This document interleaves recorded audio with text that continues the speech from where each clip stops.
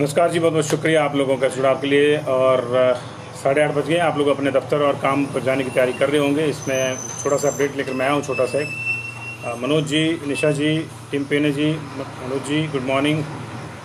और मनोज चौधरी जी, मनोज जी, टिम पेने जी, निशा जी, विनय कौंडल जी, मनोज चौधरी जी good morning, कैसे हैं आप? सुनील कुमार जी शुभ प्रभात। आशु रांगड़ा जी अश्विनी ठाकुर जी, मैं बिल्कुल ठीक हूँ, आप सुनाइए कैसे हैं आप?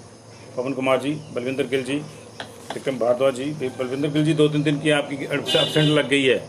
सागर सागर जी और पंकु राठौर जी, पवन कुमार जी, बहुत बहुत शुक्रिया जी। और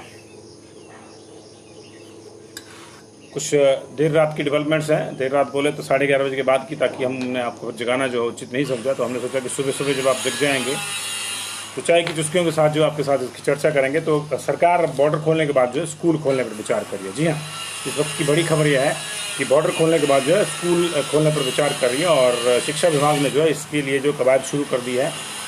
और तमाम जो ज़िले हैं वहाँ पे अपने स्टाफ को जो है, जो अधिकारी हैं शिक्षा विभाग के, उनको जो है ये पता करने के लिए भेजा गया है, कहा गया है कि क्या हम जो है 21 के बाद स्कूल खोल सकते हैं, और अगर हाँ तो कब खोल सकते हैं और किस तरह से खोल सकते हैं, जो केंद्र की गाइडलाइंस है उसके तहत। तो बॉर्डर भी केंद्र की गाइडलाइन के तहत खोले हैं। अदरवाइज़ सरकार का जिस तरह से कल बयान आया था उससे लग रहा था कि सरकार नहीं चाहती थी कि बॉर्डर खोले जाए, लेकिन बॉर्डर खुले हैं और कल से जो है लेकर अब तक जो है बहुत से लोगों ने वहाँ प्रवेश कर लिया। और अब उसका आंकड़ा देना संभव नहीं है, क्योंकि कल अधिसूचना में थोड़ी देरी हुई, तो बॉर्डर्स पर जमावड़ा था लोगों का। लेकिन अभी अधिसूचना जारी होने के बाद जो है अब स्थिति इस तरह से कि आप कभी भी कोई भी कहीं भी आ जा सकता है। बाहर से आने वाले से कोरोना से बचना है, ये आपकी जिम्मेदारी है, और बाहर से आने वाले ने आपसे बचना है, ये उसकी जिम्मेदारी है। तो अपनी अपनी जिम्मेदारी है सबकी, और उसी स्तर पर जो है अब चीज़ें चल रही हैं।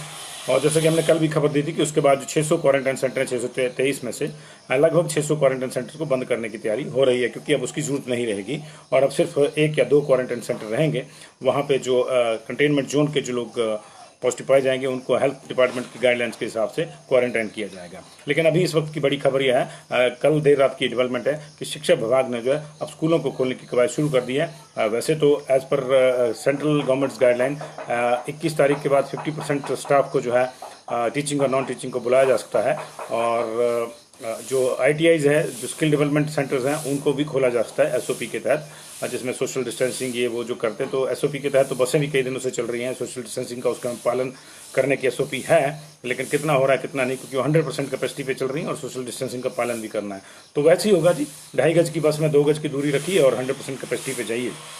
लेकिन स्कूलों का मामला बड़ा एक दिलचस्प है, क्योंकि एक तरफ जो है विश्वविद्यालय जो है हमारा, जो शिक्षा विभाग में एक प्रमुख बड़ा मंदिर है हायर लेवल की, हायर और हाईएस्ट जिसको कह सकते हैं आप, उसकी जो एग्जीक्यूटिव काउंसिल है, जो EC है विश्वविद्यालय की, उसने पिछले हफ्ते सरकार को संस्तुति दी थी कि फर्स्ट और सेकंड ईयर के जो छात्र हैं तमाम संकायों के, चाहे वो विज्ञान संकाय है, चाहे वो कला संकाय है, चाहे वो कॉमर्स है, चाहे कोई दूसरा संकाय है, उनके तमाम छात्रों को जो है प्रमोट कर दिया जाए। कोई 70,000 के आसपास छात्र हैं, उनको प्रमोट कर दिया जाए बिना परीक्षा लिए। और दूसरी तरफ जो है 9वीं 10वीं 11वीं और 12वीं के स्कूलों को जो है रेगुलेट करने की जो है सोची जा रही है। तो ये दोनों सोचें आपस में टकराती हैं।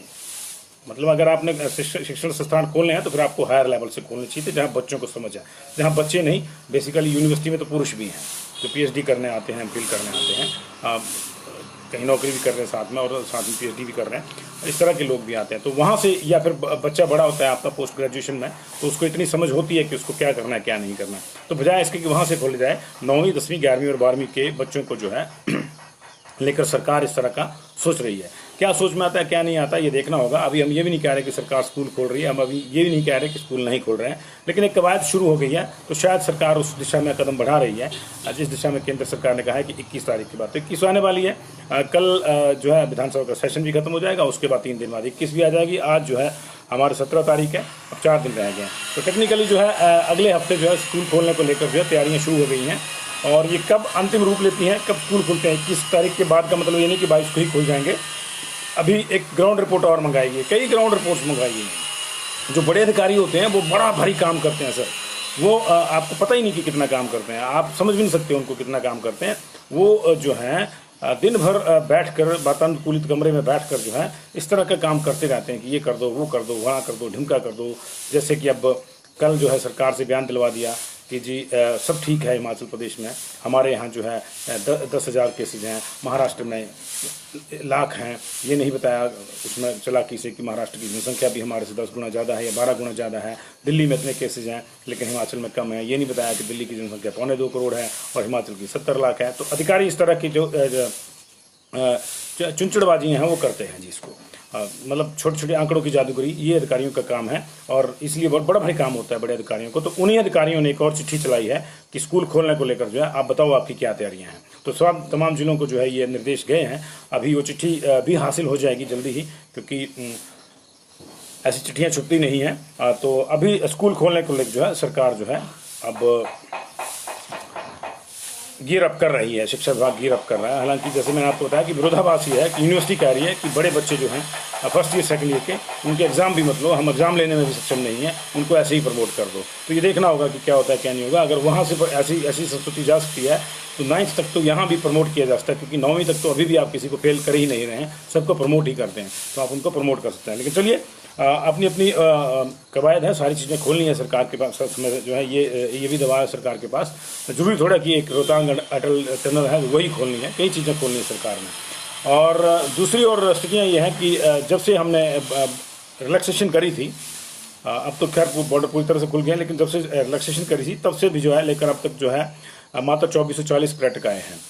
2,500 भी रख लीजिए इसको मोटा मोटा, 2,500 पर्यटक आए हैं। और ये जो है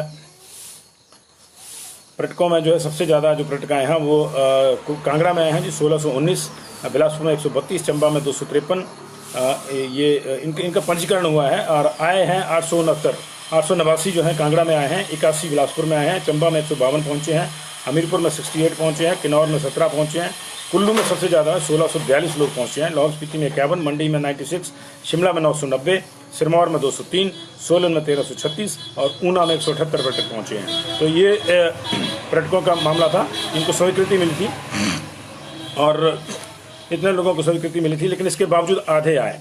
यानी कि आपने जिनको स्वीकृति दी, स्वीकृति मांगी जिन्होंने, उससे आधों को स्वीकृति मिली, और जिनको स्वीकृति मिली उससे आधे आए।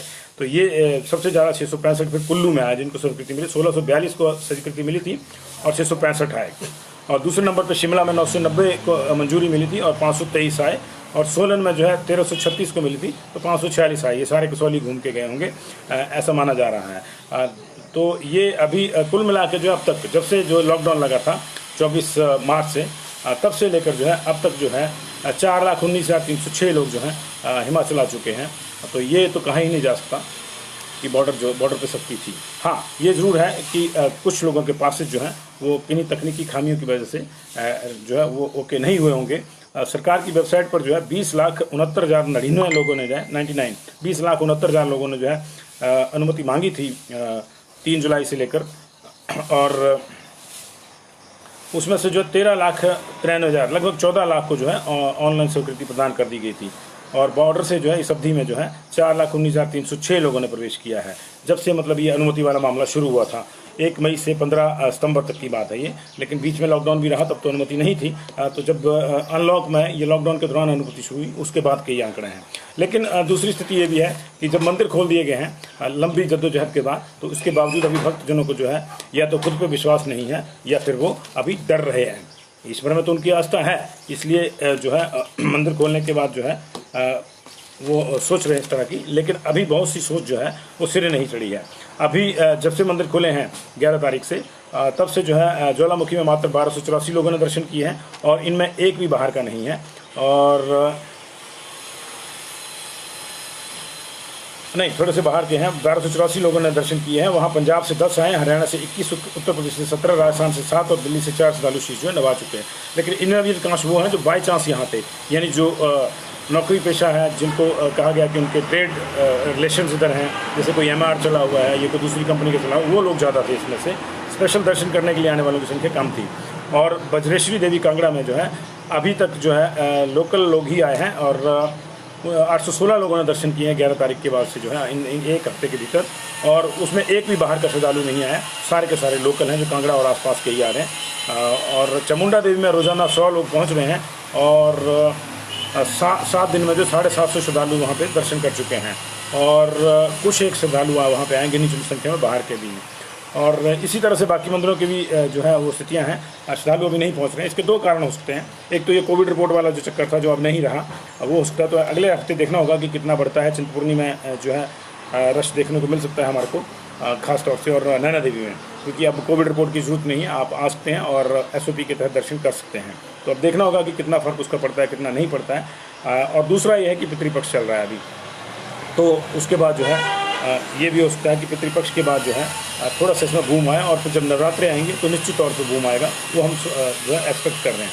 तो 2 डेथ हुई है जी, 3 डेथ हुई है बेसिकली। कांशीराम जी 52 साल के, और son of Uttimaram, village Taksera, post office Jarol, ये सुंदरनगर मंडी के, और इनको जो है नेरचौक में जो है भर्ती किया गया था 13 तारीख को। RT-PCR पे ये कोविड भी पाए गए थे, और उसके बाद नेरचौक में जो है आइसोलेशन वार्ड में इनको भर्ती किया गया था। फिर इनको जो है इनकी कल जो है इनकी डेथ हो गई। इनको वेंटिलेटर पे भी रखा गया था, लेकिन कल जो है इनकी डेथ हो गई जी, देर रात कल इनकी डेथ हो गई, और 12 बजे के आसपास। तो ये मंडी में एक और डेथ है। और दूसरी जो डेथ है हमारे पास वो कांगड़ा से है, देर रात का ही मामला है भी। 75 साल की एक ओल्ड फीमेल जो है लंच की रहने वाली, इनको एडमिट किया गया था सरीबाग टांडा में, और 16 तारीख को इनको जो पॉजिटिव पाया गया था, कल ही इनको पॉजिटिव पाया गया था। जब इनकी बहुत ज़्यादा तबीयत बिगड़ी और इनमें लक्षण भी उस तरह के दिखे तो इनका टेस्ट किया गया 15 तारीख को। तो 16 तारीख को इनको पॉजिटिव पाया गया था, और इनको शिफ्ट भी कर दिया वार्ड में। वेंटिलेटर की भी सुविधा दी जा रही थी, लेकिन इसी बीच जो है इन्होंने दम तोड़ दिया। तो ये जो है एक डेथ मंडी की, एक डेथ कांगड़ा की, और एक डेथ जो है वो IGMC में भी हुई है। बिलासपुर ज़िले की एक महिला जो है उन्होंने दम तोड़ दिया है। 66 साल की हैं, बरमाणा के रहने वाली थी। ये कोरोना पॉजिटिव थी और इनकी मौत हो गई। इनका नाम मीना कुमारी बताया जा रहा है। बाकी ज़्यादा डिटेल अभी IGMC ने शेयर नहीं करी है। बिलासपुर जिला के बरमाणा की रहने वाली ये महिला है, 66 वर्षीय इनकी उम्र थी, और मीना कुमारी इनका नाम बताया जा रहा है। इनको जो है कोविड वार्ड में भर्ती किया गया था IGMC में, और ये किसी दूसरी बीमारी के सिलसिले में जो है IGMC में भर्ती थी, वहीं इनको पॉजिटिव पाया गया, और जो है इनको जो है वहाँ पे उनकी डेथ हो गई है। इसके अलावा कैजुअलिटी की एक जो स्टाफ नर्स हैं कोरोना वॉरियर, वो भी पॉजिटिव आई हैं। तो ये अलग अलग मामलों में जो 3 डेथ्स जो हैं लेट नाइट हुई हैं, और इसको मिला के जो अब हमारे पास जो है 97 टोटल जो है 98 टोटल जो है वो डेथ का आंकड़ा हो गया है, और इसी महीने की जो है 59 डेथ जो है हो चुकी है अभी तक। तो लगातार हम 100 की डेथ की ओर को बढ़ रहे हैं, और कल फॉर्चुनेटली एक ही डेथ हुई थी, वो अच्छी बात थी, कम होनी चाहिए डेथ्स, लेकिन आज फिर से सुबह सुबह है, और उससे पिछले कल जो है रिकॉर्ड संख्या में 8 डेथ हुई थी। तो कोरोना वॉरियर्स लगातार संक्रमण का शिकार हो रहे हैं, और अभी एक और मुद्दा हम उठाना चाहते हैं कि सरकार ने बीच में कुछ विभागों में जब सेवाएं लेनी शुरू करी थी, तो इस तरह का ऐलान किया था कि अगर किसी कोरोना वॉरियर की अपनी ड्यूटी के अनुसार ड्यूटी के ऊपर कोई संक्रमण का शिकार हो जाता है और उसकी डेथ हो जाती है, तो उसको हम जो है 50 लाख का मुआवजा देंगे। खासतौर से HRTC की बसेस की जब सर्विस ली गई थी, तो ये सरकार ने नियम दिया था। तो अभी हम सरकार से चाहेंगे कि एक मीडिया कर्मचारी जिनकी डेथ हो गई है ऊना में, रविंद्र कुमार 30 साल के थे, और ये अपनी ड्यूटी के दौरान ही संक्रमण का शिकार हुए थे। जाहिर है अपने घर पे तो कोई संक्रमण का शिकार हो नहीं रहा अनटिल अनलेस उसके घर में कोई और कॉन्टैक्ट है। तो ये ड्यूटी के दौरान संक्रमण का शिकार हुए थे और इनकी डेथ हो गई है। और ये कोरोना वॉरियर हैं, मीडिया वाले, पुलिस वाले, हेल्थ डिपार्टमेंट्स और दूसरे जो फ्रंट लाइन वर्कर्स हैं, ये सारे के सारे जो हैं वो कोरोना वॉरियर्स हैं। तो हमारी ये सरकार से इल्तजा है, गुजारिश है कि इनको जो है उस कैटेगरी में रख के जो है इनके परिवार को जो है उचित मुआवजा दिया जाए। इनकी हाल ही में शादी हुई थी और इनकी पत्नी के समक्ष अब जो है रोजगार का और पूरा जीवन चलाने का एक बड़ा सवाल है। तो उस दिशा में अगर सरकार मदद कर सके तो उसमें मदद करे। अन्यथा रविंद्र कुमार के जो आश्रित हैं, उनकी पत्नी, उनके माता पिता, उनको जो है वो कोविड प्रोटोकॉल के तहत मुआवजा दिया जाए। हाँ, एक चीज़ मैं और बताना चाहूँगा कि एक वरिष्ठ अधिवक्ता है हमारे मंडी से, हाई कोर्ट में प्रैक्टिस करते तरुण पाठक, उन्होंने भी एक केस जो है वो दायर किया है कि क्यों ना जो कोविड डेथ्स हैं उसका मुआवजा दिया जाए। तो अभी कोई किसी स्टेट में इस तरह का है नहीं मामला, लेकिन अलग अलग स्टेट्स को जो है अलग अलग रूल्स हैं। एक सेंटर और सुप्रीम कोर्ट में भी इस तरह की रेट लगी, तो सुप्रीम कोर्ट ये साफ कर चुका है कि अगर सरकारें चाहे राज्यों की तो ऐसा कर सकती हैं, क्योंकि आपदा का जो एक्ट है, पेंडेमिक एक्ट जो है या डिजास्टर मैनेजमेंट एक्ट जिसको हम कहते हैं, उसमें इस तरह का प्रावधान है कि अगर किसी की आपदा से मौत हो जाती है तो उसके परिजनों को कुछ न कुछ जो है वो मुआवजा या राहत जो है वो दी जाए। अब आपने देखा होगा कि एक्सीडेंट होता है तब भी दी जाती है, और बरसात से कोई बह जाता है या कोई किसी और वजह से आपदा काल में किसी या आसमानी बिजली ही किसी पर गिर जाती है या किसी और आपदा का कोई शिकार होकर दम तोड़ देता है, किसी की मौत हो जाती है तो उसको मुआवजा मिलता है।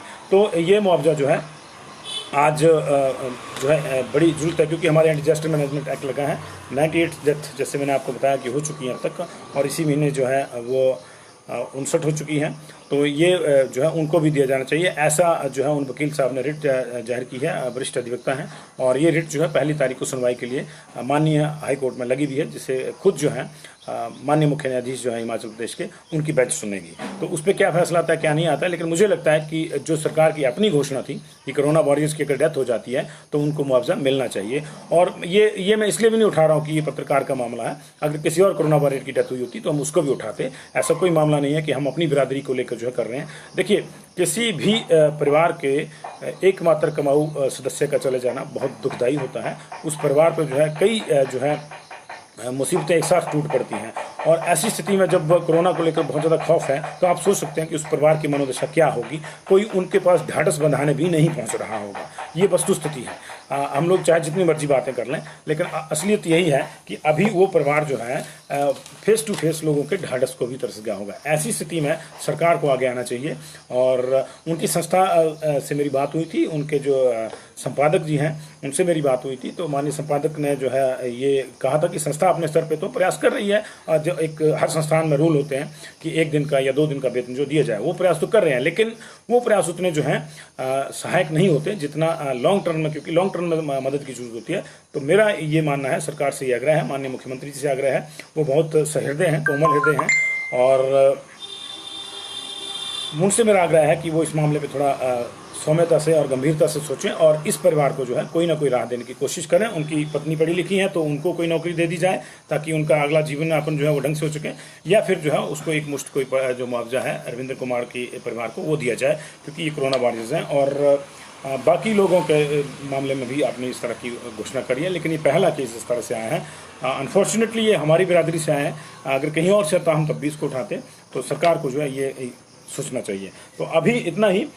एक स्टाफ नर्स हमारी कोरोना वायरस पॉजिटिव आई हैं आईजीएमसी की कैजुअलिटी में, और 3 डेथ हुई हैं, एक आईजीएमसी में, एक टीएमसी में, और एक जो है वो नेचर मेडिकल कॉलेज एनएमसी में। तो ये एनएमसी, टीएमसी और आईजीएमसी, इन 3 कॉलेजेस में एक डेथ हुई है। देर रात की सारी डेथ्स हैं, जिसकी रिपोर्ट हम अभी आपको सुबह दे रहे हैं। और अभी मंदिरों में श्रद्धालु कम पहुंच रहे हैं, आपने देखा होगा। बॉर्डर खोलने के बाद हम लोगों को उम्मीद है कि आ जाएंगे, लेकिन सबसे बड़ी खबर आज की यही है कि सरकार ने जो है स्कूल खोलने की कवायद जो है वो शुरू कर दी है, और शिक्षा विभाग में जो है आंतरिक निर्देश जारी कर दिए गए हैं कि आप देखिए कि किन किन स्कूलों में क्या क्या व्यवस्थाएँ हैं और उनको कितनी जल्दी जो खोला जा सकता है। तो ये जो है इस वक्त की बड़ी खबरें हैं। बहुत बहुत शुक्रिया आपका इस जुड़ाव के लिए। और कुल्लू से भी एक डेथ की खबर है, लेकिन मुझे लगता है कि कहीं उसको लेकर कंफ्यूजन है, क्योंकि वो परसों देर रात की डेथ थी, जो कल सुबह जो है इलेक्ट्रॉनिक मीडिया में जो है वो रिपोर्ट हो गई थी। तो देर रात अगर कोई डेथ हो तो अखबारों में रिपोर्ट नहीं हो जाती। तो अखबारों में आज एक रिपोर्ट हुई है डेथ गुजरात के एक व्यापारी की। तो पहले परसों जो सूचना आई थी हमारे पास वो थी कि गुजरात की ही आई थी, तो उसमें व्यापारी की जगह कामगार लिखा हुआ था, और उनका संस्कार जो कुल्लू में कर दिया गया। तो ये मुझे लगता है कि कहीं क्रॉस चेक करना पड़ेगा इसको। तो दिन में क्रॉस चेक करेंगे, अगर ये अलग मामला हुआ तो उसको अलग गिनेंगे, और ये वही मामला हुआ तो इसकी सूचना हम आपको दे चुके हैं। तो इसको अभी हम जो है दर्ज नहीं कर रहे हैं अपने उसमें। और बिल्कुल सौरभ ठाकुर आप सहमत कर रहे हैं, लेकिन मेरे मन कुछ और है, सरकार के कुछ और। तो ये चलता है, सरकार की भी अपनी बंदिशें हैं। सरकार को जो है केंद्र के निर्देश भी मानने पड़ते हैं, गाइडलाइंस माननी पड़ती हैं। ओवरऑल भी हम एक कम्युनिटी है पूरा वर्ल्ड, तो ये कई चीज़ें देखनी है जी। और नहीं सुरेश जी, आप कुछ नहीं है, आप कोई क्वारंटाइन नहीं है। आप आइए कुवैत से, you are most welcome to Himachal. आप कहाँ के रहने वाले हैं हिमाचल में?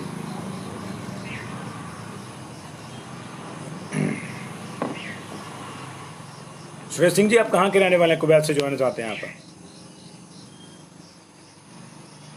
नहीं, कुल्लू की डिटेल में भी एक प्रॉब्लम है कि 2 ही केसेस बताए गए हैं जी।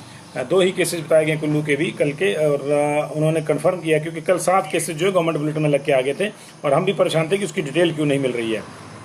तो जो है कुल्लू के डीसी का एक क्लैरिफिकेशन है कि I would like to clarify that we have only 2 new कोविड-19 पॉजिटिव केसेस टुडे, यानी पिछले कल की बात है। और 5 जो इंडिविजुअल्स हैं वो उनका जो रिपीट टेस्ट था, जो ऑलरेडी पॉजिटिव थे, वो थे नगर ब्लॉक वाले, तो वो कहीं गवर्नमेंट बुलेटिन में जो है उसको जो है इंक्लूड कर लिया गया और उससे ये कन्फ्यूजन फैला गया। तो ये अभी तक का जो है ये मामला है। तो कुल्लू में 2 ही केसेज आए हैं कल के, और इसमें जो है ये 55 साल के एक जो है दलाशनी गांव है जी, दलाशनी साचनी गांव है कुल्लू का, एम्प्लॉई ऑफ फर्मेंटा कंपनी है, ये वहाँ रहते होंगे। ये होम क्वारंटाइन में थे, इनको पॉजिटिव पाया गया। और 26 साल के एक मेल दूसरे जो हैं वो ब्रेन नियर बिजली महादेव, वहाँ का केस है। दो केस आए हैं जी कुल्लू के। ये आरुष ढालीवाल जी, अब देखिए सरकार ने जो है कोशिश शुरू करी है। आपका अपना मत है, क्या आप चाहते हैं क्या नहीं चाहते हैं, लेकिन लेट्स सी। अभी 21 के बाद खोलने को लेकर जो सरकार ने एक कवायद शुरू कर दी है, तो ये देखना होगा जी।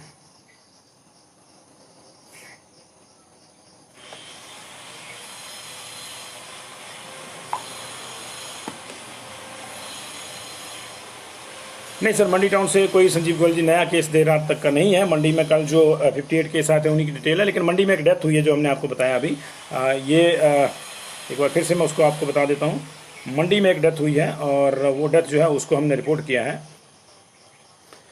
ये तकसेड़ा गांव के हैं जी, जरोल सुंदरनगर के पास जो जरोल है। 2 चीज़ें हैं वहाँ, एक जरोल है एक जड़ोल है, इसलिए देखना होगा। तकसेड़ा जो है गाँव है, तकसेड़ा गाँव में जो है ये डेथ हुई है। तकसेड़ा गाँव के रहने वाले 52 ईयर्स के मेल हैं, कांशी राम इनका नाम है। इनको जो है 13 तारीख को पॉजिटिव पाया गया था और उसके बाद से ये आइसोलेशन वार्ड में थे और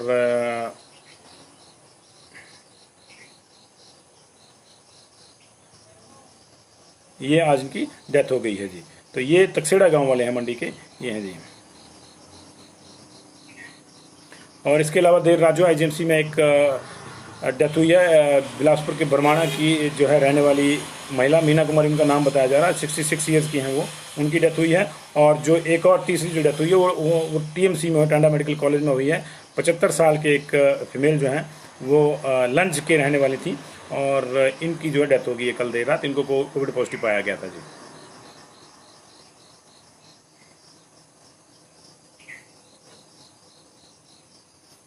बस गुड़िया रानी जी चल रही हैं बसें, अभी नाइट बसें चलेंगी, अभी जल्दी चलेंगी। अभी उसको लेकर कोई कवायद नहीं है, लेकिन चलेंगी, आप चिंता नहीं करिए। बस थोड़ा सा रुक जाइए, आपको मौका मिलेगा जाने का। बहुत बहुत शुक्रिया जी।